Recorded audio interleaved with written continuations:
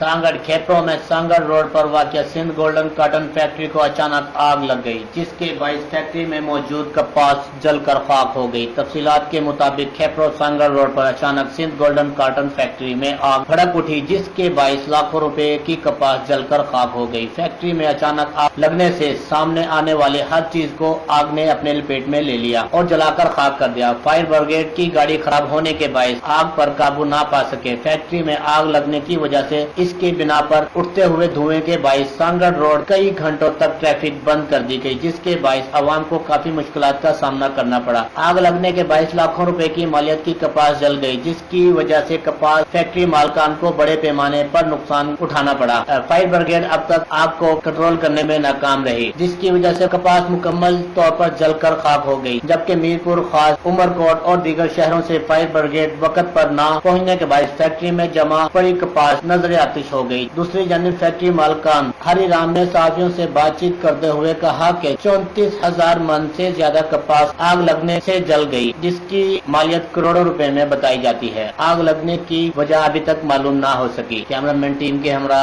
Suhag सुलहेरी, Raj news Sanghar.